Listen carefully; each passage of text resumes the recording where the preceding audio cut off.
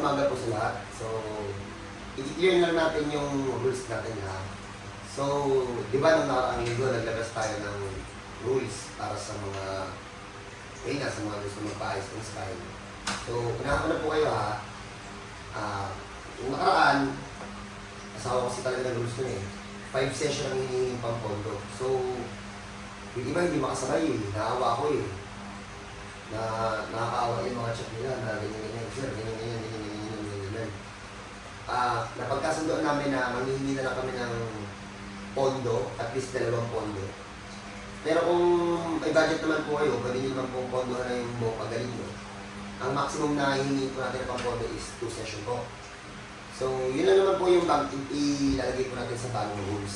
Hindi po kasali doon yung mga hindi po kasali doon yung mga basic, mga frozen shoulder, mga tuhod, mga tapilok. Kasi hindi po sinisession yun. Uulitin ko po ang frozen shoulder po hindi ang sinisession. Ang tuhod hindi. Ang tapilok lalo na hindi. Unless magkalaman.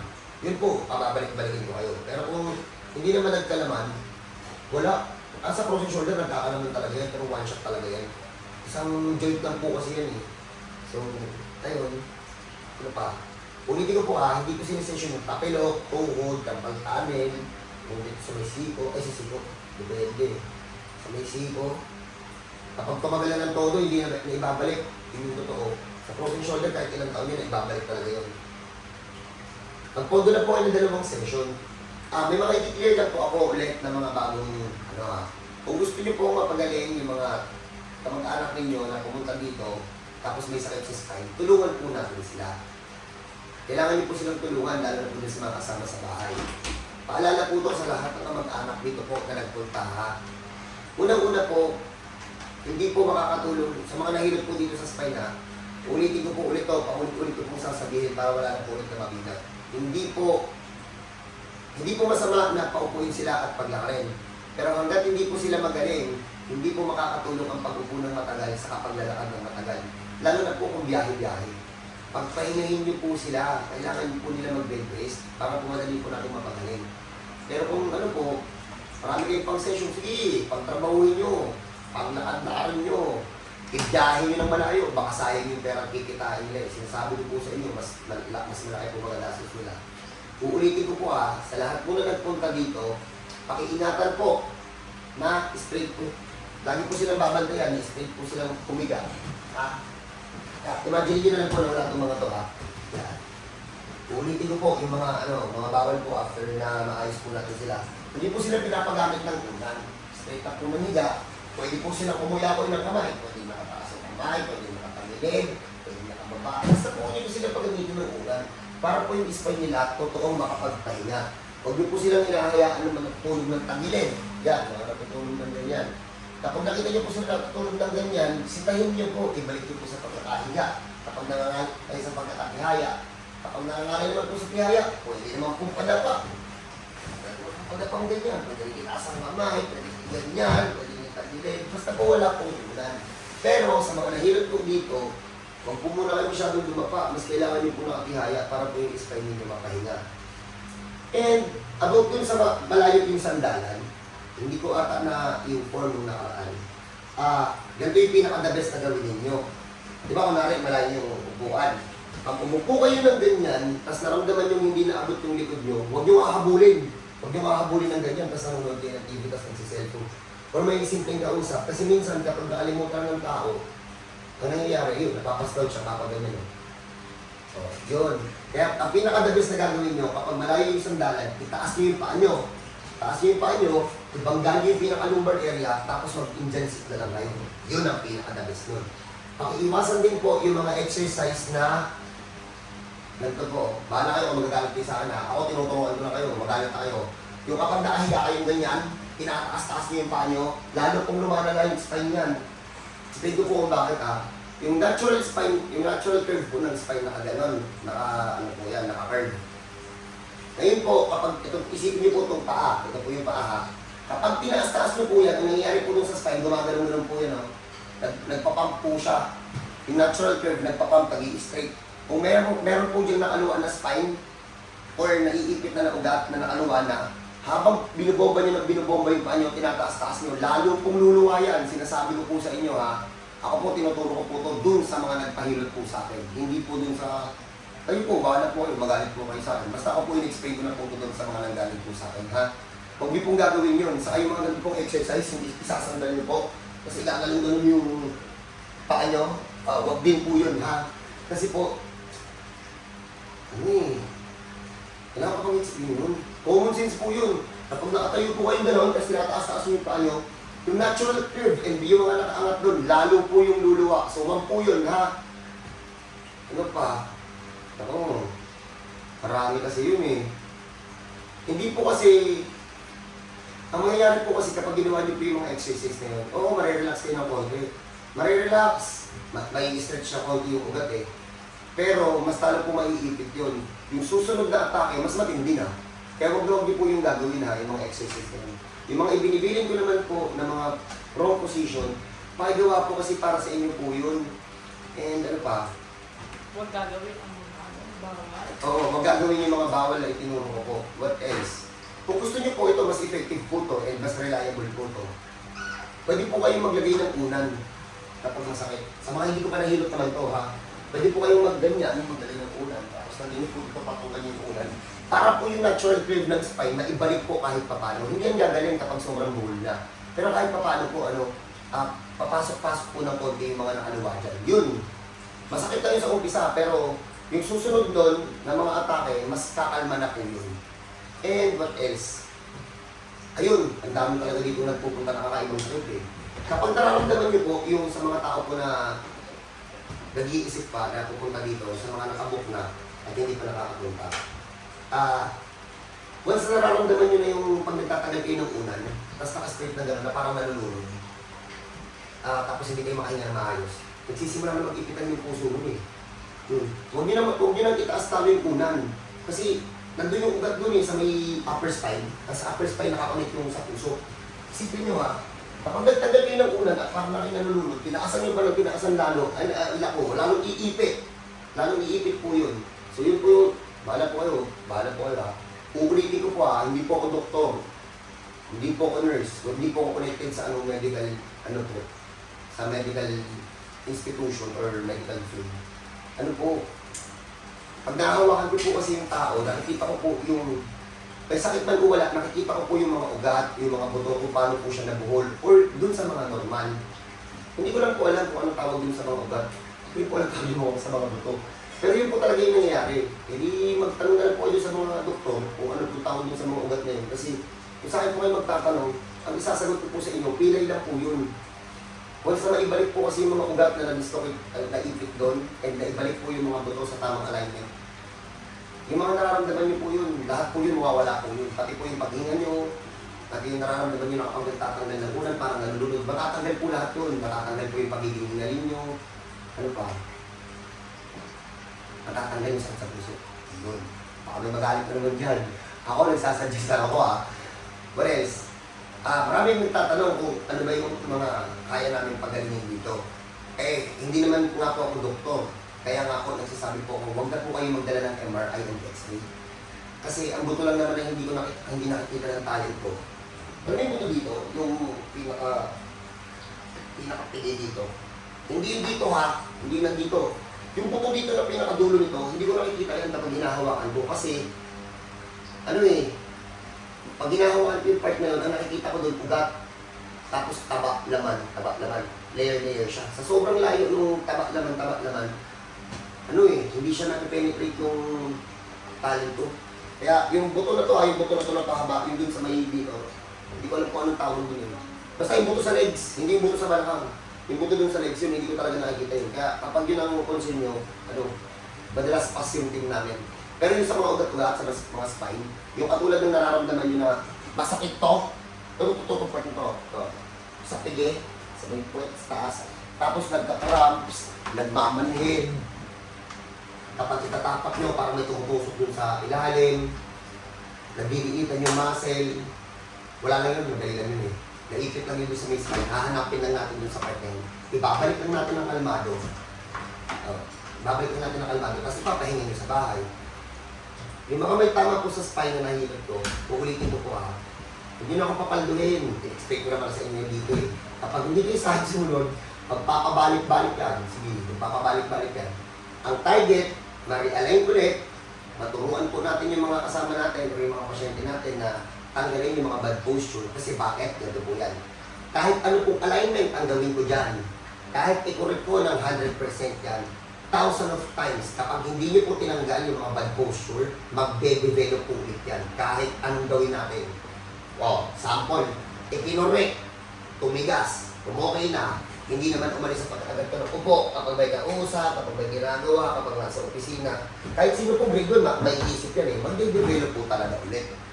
Ganun po yung mangyayari. Kaya kahit ano pong realignment, kung anong gagawin natin, magbabalik at magbabalik yan pag hindi niya tinanggal yung mga bad posture. Yun po yung totoo, yun po yung tamang explanation para mas maintindihan ng lahat.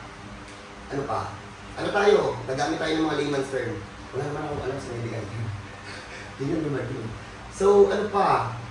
So, sa mga natapilok na namaga, na hindi agad nadala dito, mga ilang araw na, maga na, di ba? Naibalik na natin yan. Naibalik na natin. Ang tapos nilagyan na natin ng benda. Ipapahinga nyo lang yan para tumibay ulit. Kapag hindi kayo ipahinga, ganito gawin nyo, maging conscious muna kayo sa mga hakbang nyo for 3 days. Iwasan nyo yung mga ganitong hakbang o, iniikot yung paa. Mga ganun. Iwasan nyo muna yun kung hindi talaga kayo ipahinga. Hindi naman sa hindi kayo ipahinga. Siguro kapag sobrang busy mong tao, ang pinakamaganda niyan, di ba, lagyan mo ng benda. Natapilok dito, atas na i-break dito. Ang pinakamaganda, mami focus dito mami. Maging conscious ka lang na sa loob ng 3 days, yung make sure na pantay yung lakad mo para hindi po muna siya umikot. O, ulit ha. Iwasan nyo yung mga hakbang sa mga natapilok dyan na naibalik na. Yung mga gantong lakad, yung napatagil at iiputan ng gano'n. Kasi malambot pa yan. Yung nakaganon, kasi iipit ng gano'n. Pag hindi talaga kaya ipahinga ng fully na pahinga, ang gawin nyo ganito. Make sure na sa mga susunod na lakad nyo, medyo conscious muna na pantay. Yung pantay talaga yung paa. So, gano'n lang. Frozen shoulder. Sa mga frozen shoulder na nagpunta dito, matagal na kasi mga frozen shoulder nyo. Ano talaga yan? Paano ma-explain? Naibalik na yan sa loob. Pero syempre sa tagal yan eh. Naibalik man yung buto, syempre may mga natanggal na naman dun sa loob. Mga napunit. Iping pa yan. Ang gagawin nyo lang, exercise nyo yan, pero walang session yan. Ang gagawin nyo lang, pakinggan nyo to ha, sa mga frozen shoulder. Marami ng dito eh. Pag hindi nyo yung exercise, may tira yan. Sandal ha, sandal. Sandal ha, yan, sandal. Huwag paharap ng ganyan. Nawawa naman yung pasyente nyo, sa mukha nyo kinudkod. Sandalan nyo ng ganyan wakan nyo sa ganito, kaya gano'n wakan nyo ng gano'n, tulungan nyo. Isagad ha, sagad. Masakit lang yan, pero kaya nilang isagad yan, masakit lang. Pero kaya nilang isagad. Ang purpose nito, para yung buto, magkaroon na siya ng maayos sa loob. Yung sugat nun, sugat pa yun kaya medyo may pain pa ng konti. Basta isagad nyo, ha? Isagad nyo lang ganyan. Kahit mga 20 minutes a day, basta isagad nyo para masanay na ulit yung buto na naglalaro din sa loob. Pagaling naman yung sakit nun, pagaling yung mga nasugat-sugat sa loob, normal na siya. Tapos kapag nawala na yung sakit, 20 minutes a day, tingin ko sa inyo, pero gano'n nyo lang, hanggang sa wala na. Kasi yung pinaka-joint na ibalik naman na. Pag nawala na yung sakit, ganito lang gawin nyo, ayan, ganyan nyo dito, lagay dito sa likod, tapos ganun nyo lang. Yun, hanggang sa mawala na yung sakit, i-araw-araw nyo lang, 20 minutes a day nyo lang. Huwag yung pinapahirapan yung sarili nyo kasi napakadali lang yan. Ultimo pong grade 1 sa grade 2, maiintindihan po yan. Balik tayo sa spine. Ano pa yung mga kaya namin pagalingin dyan? Ang dami kasi yung sakit sa spine eh. Alam mo yung mga kumukuryente sa iba't ibang parte ng katawan nyo, nagmamanhid yung mga katawan na hindi nyo maintindihan, tapos hindi na mahanap kung saan nagagaling. May somewhere else din na sa spine na may nasira. Sa balikat, ang daming sakit dyan. Hindi ko alam kung bakit lahat ng gumaya sa akin na manghihilot ang tawag nila lahat, frozen shoulder na lahat.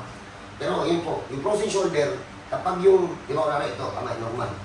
Alam mo yung, pag itinaas mo ng gano'n, stuck na, nararamdaman mo tumutukod ng buto, hindi na siya naka-align. Naka-twist po yan sa loob. Tapos, pwedeng na-twist sa loob, kaya hindi mo siya naiaangat, naglalaman na dun sa loob kapag matagal na, or, di ba ito yung buto. Hindi ako doktor may magalit na naman sa akin. Sinasabi ko lang kung ano yung nakikita ko. Di ba ko nakikita yung sakit mo dito? Sakit? Yun, pinakalagayan. Dumidikit yun sa loob. Tapos, dumidikit lang. Tapos nagkakalaman, ang gagawin lang, lalagay mo lang ng motion ulit. Iaan mo lang. Tataas mo lang ng gano'n. Yun. Bumabalik ka siya sa dati. Baka maghalit na naman kayo ha. Hindi yung kailangan operahan, sa hindi kailangan MRI. Madali lang yun. Ano pa? Sa mga tuhod, ganun din gawin sa mga tuhod Sa mga na-ayos dito, tapos hindi nyo kayo i-fully na pahinga, iwasan nyo yung mga ganitong lakad yung mga ganun, ha? Lalo na kapag yung mga tinala nyo dito tuhod, sobrang tagal na. Kaya gagawin nyo muna for 3 days. Make sure na straight na gano'n, ha? Ganun lang muna yung lakad. Maging conscious na muna kayo sa mga steps natin. So yun lang, what else? Balik tayo sa may balikat. Ang dami talagang sakit dyan eh. Ang dami dito nagpupunta, iba-iba yung sakit sa balikat. Ang mga kaya namin ditong gawin, o iayos ko, yung sakit na nawawalan ka ng grip, nagmamaling yung kamay, tapos nagtutusok-tusok. Nandun lang po yung galing sa sa batok or galing po sa may leg. Kalmado yung ibinabalik, kadun yung sa mga nagpunta dito, ang angas yan. Saka painless yung hilot natin dyan sa may, sa ibang hilot, halos hindi nyo mararamdaman.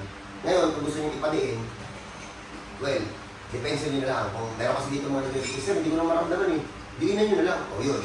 So, well, ayun, kayo na bahala kung dito sa amin dito, ha? What else? Sa mga pupunta po dito na may tama sa spine, huwag nyo pong minamadali, ha? Sinasabi ko sa inyo, huwag nyo minamadali. Kasi bakit po? Sa bawat isang tao po, it takes 1.5 hour, minimum 1 hour. Sumasagad po ng 1.5, depende po sa lala. Ngayon, baka mamaya, hindi ka naman masyadong malala, pal ka dito, nagre-reklamo ka, ba't ang tagal, ganyan. Kasi kung ikaw din naman po yung malala, tututukan din kita ng maayos. Ganun po yung namin dito. Kapag hindi masyadong malala, madali namin natatapos. Kapag malala talaga yung mga pasyente sa spine, syempre nagbabayad din yun, hindi lang naman ikaw. Ang tawag dito yun, inaayos talaga namin na maayos. Kaya kapag nagmamadali kayo, marami po dyan mga private hospital na pwede po kayong pumunta, wala po kayong pasabay. Kasi kapag dito po sa amin, pag may kasabay kayo, parehas ko po kayong aayusin na maayos. Ha? Kaya please sa mga pupunta. Hilutan po ito marami na po napagaling na mga tao na, marami na po napagaling na tao, kaya medyo po, hindi po kayo makakapunta dito nang wala kayong kasabay. Minsan, gano'n. Wala kasabay? Teka lang. Wala Magkakanti lang kayo. Kaya ang gawin nyo, magbigay kayo ng isang isang araw para doon sa pagaling nyo. Maayos naman dito, may aircon dito, may maayos dito CR. Ano pa? May tinta kami pagkain. Pero dito, tintang kape, mahilo. Tapos magre-ready na kami ng food pack. Para hindi na kayo paalis-alis. Palabas-labas. Pwede naman kayo bumili sa labas. Dito po sa lugar namin, marami po dito malalapit na yung tawag dito, mga food chain. May Jollibee po dyan malapit, may McDo, may Chowking po dyan. Basta marami po dyan mga fast food. Marami din po, malapit po kami sa palengke. Kaya pag pumunta po kayo dito, chill lang talaga. Hindi kayo problema dito. May malapit tayong mga kainan. Yung bahay ko kasi talaga itong pupuntahan nyo. Hindi na itong yung inuupahan. Pag dito po, may maayos po tayo dito CR. Naka-aircon po kayo dito. Kaya please sa mga pupunta, mag-alat naman kayo ng isang araw para sa inyo. Para kung may kasabay tayong malala, or kayo mismo yung malala, matutukan natin na maayos. Hindi yung hindi po kasi ako yung hindi po ako yung pagtulog, okay na. Hindi po yung gano'n. Kasi dito po sa amin, ang gawa namin, isasakulit natin sa loob. Ha? Ulitin ko sa mga pupunta dito hindi po patutulungin yan. Hindi po yung pagtumunog, okay na. Pagtumunog, check. Kapag hindi pa nakabalik, ulit. Ganun po yung gagawin natin. Ulit-ulitin natin hanggang sa maibalik natin. Pag hindi kaya, saan natin sa second session. Sa isang tao po, tumatagal po ng 1 oras hanggang isang kalahating oras, depende po sa lala. Kaya please, magbigay kayo ng panahon para sa sarili niyo. Yun, yun lang. Huwag na kayo magdala ng MRI, huwag na kayo magdala ng X-ray. Kasi bakit? Ulit po, manghihilot po ako. Espesyalista po ang nagbabasa nun. Hindi nga po, kahit magdala kayo ng MRI, bahala kayo dyan. Magbabasahin natin parehas, tatanong natin yung ChatGPT kung anong meaning nun sa Tagalog. Yun lang. Ano pa?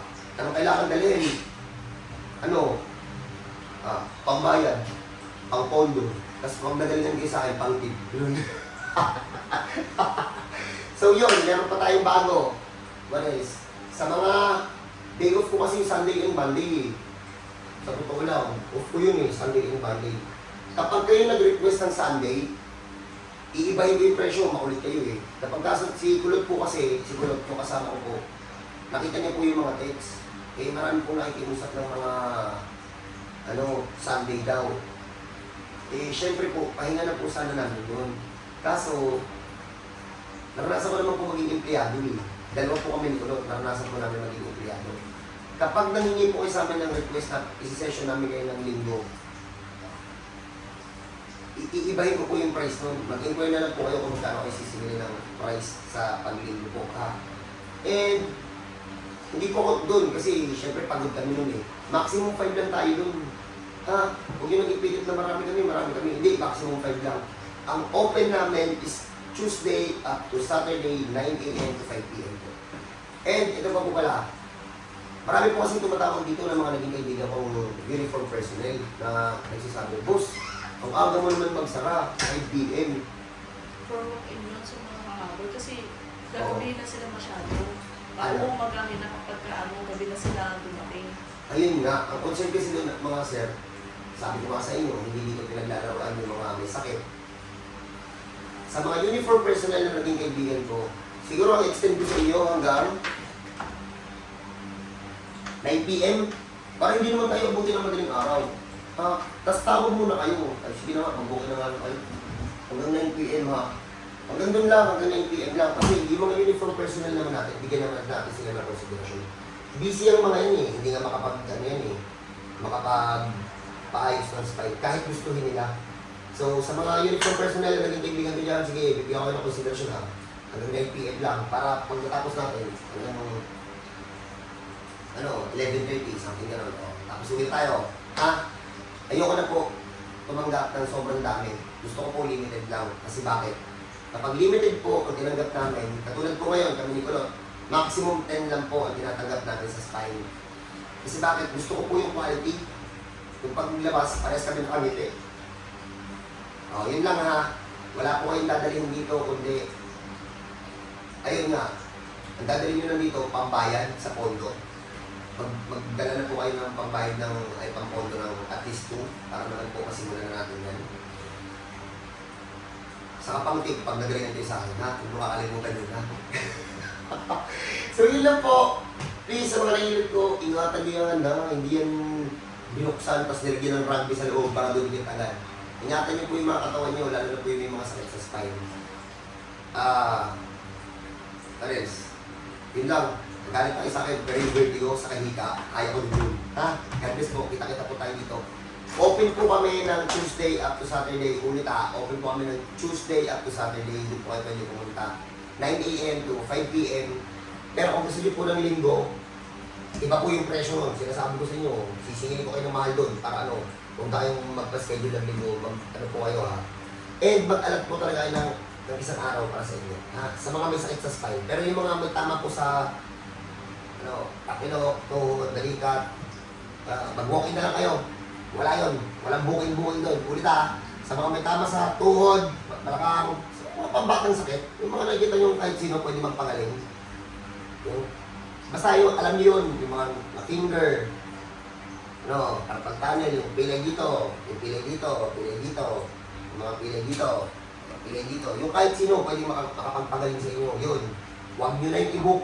Diretso nyo rin dito, basta open kami, tatanggapin ko kayo. O yun lang po, ha? God bless po sa lahat, sana po sa mga nahawakan ko. Huwag naman nyo ipabina. Sayang yung pera nyo eh.